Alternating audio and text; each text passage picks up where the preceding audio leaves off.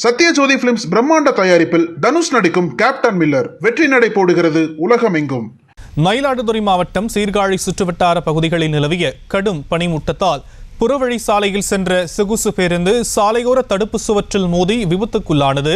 இதுகுறித்தான விவரங்களை முடிய செய்தியாளர் உமா ரமணன் வழங்க நாம் கேட்கலாம். உமா ரமணன், விரிவான விவரங்கள். வணக்கம் சார். மயிலாடுதுறை மாவட்டம் சீர்காழி, வைத்தீஸ்வரன் கோயில், பூம்புகார், கொள்ளிடம் உள்ளிட்ட பல்வேறு பகுதிகளில் இரவு முதலே குளிர்காற்றும் பனிச்சாரல் வீசியது. காலை முதல் கடும் பனிப்பொழிவு காணப்பட்ட நிலையில் வாகன ஓட்டிகள் வாகனத்தின் முகப்பு விளக்கை எரிவிட்டு சென்றனர். மேலும் சீர்காழியில் விழுப்புரம் முதல் நாகப்பட்டினம் வரை 4 வழிச்சாலை அமைக்கும் பணி நடைபெற்று வருகிறது. இதனால் புறவழிச்சாலை மேம்பாலம், ரயில்வே மேம்பாலம் அருகே சென்னையில் இருந்து புதுக்கோட்டைக்கு 40க்கும் மேற்பட்ட பயணிகளை ஏற்றிச் சென்ற தனியார் சொகுசு பேருந்து மாற்றுப்பாதையில் செல்லவும் என அறிவிப்பு பலகை வைக்கப்பட்டிருந்தது. ஓட்டுநருக்கு தெரியாத அளவுக்கு கடும் பனிப்பொழிவு பெய்ததால் வேகமாக வந்த பயணிகள் பேருந்து சாலை பணிகள் நடைபெற்று வரும் தடுப்பு சுவர் மீது மோதி சேற்றில் சிக்கியது. இதனால் வேகம் குறைந்து விபத்து தவிர்க்கப்பட்டது.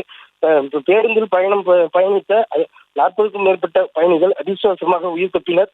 தகவல் அறிந்த சீர்காழி போலீசார் சம்பவ இடத்திற்கு சென்று சேற்றில் சிக்கிய பேருந்து மீட்கும் பணியில் ஈடுபட்டு வருகின்றனர். இதனால் புறவழிச்சாலையில் போக்குவரத்து பாதிப்பு ஏற்பட்டுள்ளது. செய்திகளை உடனுக்குடனும் துல்லியமாகவும் தெரிந்து கொள்ள சப்ஸ்கிரைப் பண்ணுங்க.